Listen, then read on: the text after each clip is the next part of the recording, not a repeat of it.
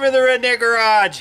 Well, it's hot out here. I've been cleaning up some of the stuff out here. I actually drove the Jeep the other day, and as promised, a video about Redline Goods, a company that manufactures shift boots, steel steering wheel covers, some other leather products, and what scumbags they are to deal with, and try to prevent you from making the mistakes I did dealing with those people. They are Russian or Czechoslovakian or Polish or something, somewhere over there. So if I just disappear in the middle of the night, they sent some Russian hitmen over to kill me. But let's get going with the story of how I found them and my just terrible dealings with a company that just doesn't really care about anybody except themselves. Okay, I'm trying to get going here on this sad tale of poor customer service and a company you shouldn't deal with. All right, here we go. My Jeep, when I bought it, had a problem with the steering wheel. It had, I guess from the salt in someone's hands or whatever, I don't know, the leather had worn out. Let's take a look. The steering wheel on this thing is janked up. You may have your steering wheel exactly the same as this. The leather on it has developed a hole. I just put some super tape on it up here, but the leather's worn out. It's got a hole in the top, really looks poorly, and I've got a leather kit for the steering wheel that's supposed to look pretty dang factory. Okay, on the old leather you can see right here where the leather's just gone, missing. Right there.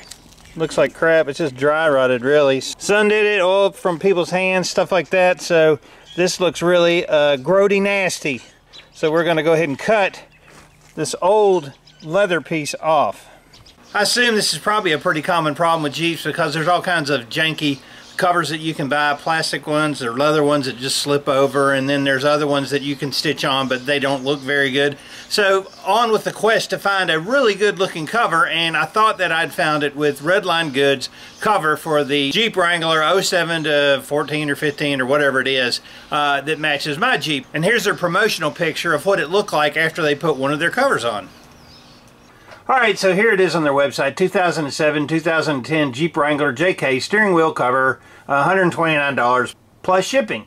And when you look at it, it actually looks really, really nice. It looks like really the factory cover. So I was very impressed with that. It looks perfect. I was like, holy moly, that's awesome. Let me tell you, that looked absolutely unbelievably great. I read on their website that they also can do it for you for like 225 bucks. They'll install it, or you can do it yourself. There's all kinds of instructional videos and a great write-up of how to do it. And I was just like, okay, well, I mean, you know, if there's a write-up and instructions, then usually I can do it. I'm pretty good mechanically, right? Okay, so I go ahead and decide that I'm going to purchase the wheel cover from Redline Goods, and I asked a question right after I purchased it about the color, just to make sure, you know, because it's like 150 bucks with shipping, make sure that I got the right color, and this is how that whole exchange went down. Oh my gosh, they are so good. They've got how many? 20,000 individual reviews. Bottom line, you're in safe hands and they're awesome. They have unmatched customer service guaranteed. And then when you read some of them, they actually make total sense. Debbie D, I look forward to fixing my Mustang doors and hope it works out. Gosh, that almost sounds like someone in a foreign land might have put up a fake review. I don't know, what do you think? Alright, on February 1st, here's we get down to the brass tacks, talking to old Mikey Boy there at Redline Goods, and got it and said, of course, it should be shipped out in 3 days, right? Okay, so I sent him a message, hey, placed an order this morning, I wanted to make sure they had the right color, blah, blah, blah, it's black, but it's kind of a gray, and then he says, the next day he finally returns the email. In order for me to make sure I'm on the same page, send a picture, which I did. Have a great day. Awesome. I thank you for your reply. Here's pictures of the interior of my Jeep. There they are. There's the pictures of the interior of my Jeep, and there's a hole in the steering wheel, like I said. Next day, again, day and a half really, he said, it's black if you ask me. Honestly, I think black is a better choice, okay? It kind of looks gray to me, but anyway, I said, no, you're right. Charcoal looks a bit on the brown side. Black is awesome. Thanks. You're welcome. Looking forward to your order. Okay, then we go up to February 17th. So much for the 3-day shipping. And it says, hey, I placed this order 17 days ago. Any idea when it'll ship? Right? Okay. Then we go to the next day on the 18th. Second email I've sent, I placed my order on February 1st and still haven't heard anything. Any idea when it will ship? Okay, so then on the 18th I get a response back. Hi, I'm hoping to hear a definite answer by tomorrow so that I can update you. So he has no clue of whether it's shipped or where it's at, but I can tell you this, on the 18th it'd been 18 days, so he sure as heck hadn't shipped it yet. Okay, so then he says, I just checked about our discussion about black versus charcoal. It wasn't flagged as for production right away due to my clerical mistake. I apologize. We'll ship it ASAP. So obviously it never got shipped. So here's Mike the douchebag's answer to me after I was a little perturbed that 19 days had gone by and they still hadn't shipped it. And had I not emailed them, how long would it have taken them to ship it? Because it didn't get queued for scheduling. His answer to me was, come on, man. We were discussing colors after you placed the orders for a while. I was not able to respond immediately to your first email because I wanted to know from my manufacturing team what were the holdup. They were looking for some information that they didn't have or what, i.e. I wanted to have a complete picture before answering you. In other words, we were discussing colors, so it's my fault that this douche didn't send it. And then what he says is great. With what you said, to be honest, I wish I had just sent you a refund and didn't ship at all. But it did ship. And I hope the product will have been worth the wait. You can always return it if it's not. So that exchange really left a bad taste in my mouth, but the thing had been shipped. There's supposed to be instructions on how to do it. Even though he's a jerk, for sure, and doesn't really care about customer service, even though on their website they say they do, I'm waiting for the cover because I think, you know what, there isn't another cover that I found that looks as nice as this one, right? So, okay, let's let that go, and I do. Now I get busy with life and finally I pull the steering wheel off and I'm ready to start stitching it up and getting the leather put on it, but I run into a roadblock. I look at it and I go, how in the heck am I able to get this cover to go into the slots around the bottom of the spokes, because there's a lot of extra material, and I mean a lot of extra material. So I watched their YouTube videos, all 3 of them, and let me show you this. It almost is painful to watch these videos, even though it's not the same type of wheel as that I had. Let you listen to the music, which makes you want to kind of pull your hair out because it is so annoying.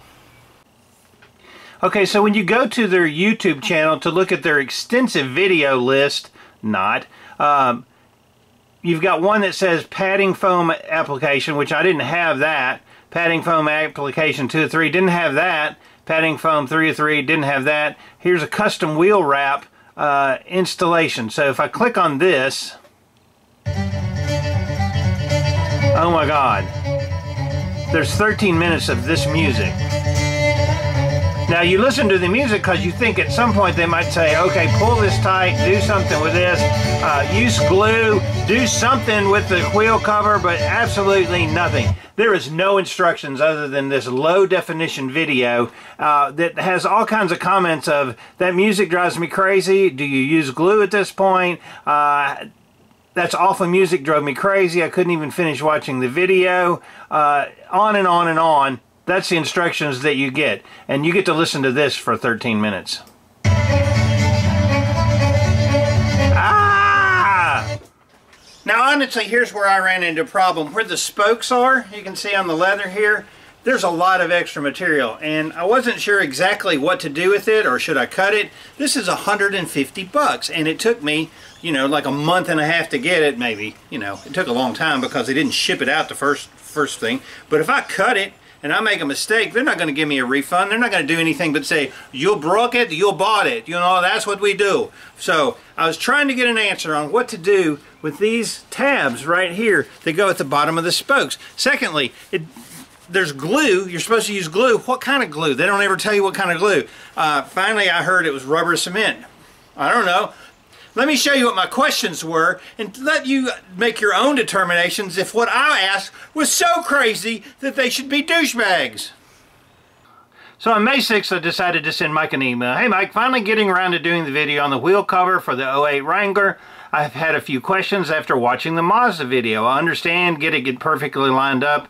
Then the gluing process, I was a bit lost on the spokes on the Wrangler as far as the installation. Will I need to do any trimming on the ends to get the leather to go into the slots, as there is no area for any excess to hang over? Looking for some advice on that. Thanks so much.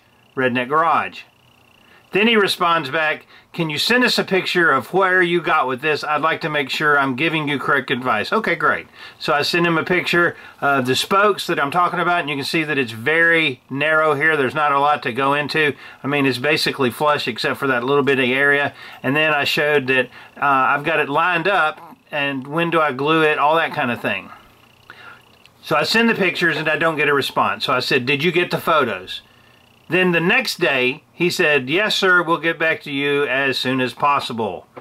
So 2 days later, not just one day, 2 days later, Jack, who's in Poland, says, it's pretty simple. You need to tuck the ends of the leather into the existing grooves, same way as the original cover is finished. It may be necessary to trim some excess of leather to make it look nice and smooth. We always leave some excess as it is easier to stretch the leather this way when you have some additional area to grab. Hope this helps. Should you have more questions, don't hesitate to ask. Well, that answer didn't even apply to the steering wheel because you can't have any excess. There's almost no area to tuck it into. It's almost flush, just a little bit left. So I'm still confused. I said, I'm a bit confused. Did you see my photos in the Jeep wheel I'm referring to? The grooved area is very shallow, and for what I can tell, there can't be any extra. Is the leather there at the end of the spoke butt-edged or overlapped? Anything different on the stitching? What would be the exact steps? Line up and glue cover, then trim and glue spoke, edge that circle, then stitch. I'm trying to figure out what to do with these spokes. Thanks.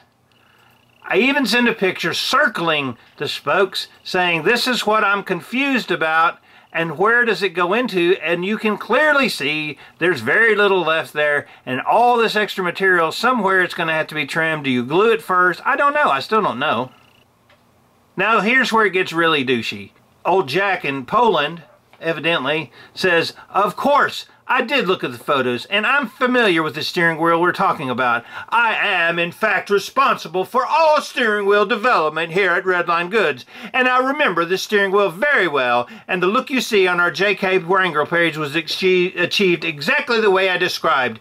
You need to tuck the ends of the leather into the original grooves exactly the way it was originally done. As I said, there's an excess that you need to cut off, so first you should dry fit the cover on your steering wheel very carefully to see how much leather you should need to tuck into those grooves, and now how much you need to cut off. Then after you cut the right amount off the leather, you will be able to tuck what's left into the grooves, not true, for a clean look, and then you start lacing the leather wrap on your steering wheel. Do you not overlap anything? No additional stitching on the edges, blah, blah, blah, blah, blah. This was my response. Thank you for the attitude. Your directions suck. You haven't said anything about do I need to glue it, when I need to glue it. To tell me that I need to cut off the right amount of material helps me in no way. It's very clear that you folks just want to install the covers yourself and not help anyone trying to do it themselves, which I can make very clear to my subscribers. I'm certainly glad that you feel the need to tell me that you're in charge of everything there at Redline Goods. I'm in charge of everything at the Redneck Garage, which means zero. I purchased a product from you and the directions are inadequate. I won't bother you anymore with questions how to install this piece of something leather garbage, and I will 100% make sure to do a video telling everyone that does a search what kind of BS customer service Redline Goods has. Something whole. And they try to make an excuse. I think it's a language issue. I've known him for 20 years, blah, blah, blah. He's a jerk. They're all jerks. So the ending email to these guys in Poland or wherever the heck they're at was basically, you have a great product with the worst directions I've ever seen, and when I asked about it, you basically blew me off. So, and that's kind of where I'm at with this $150 piece of garbage.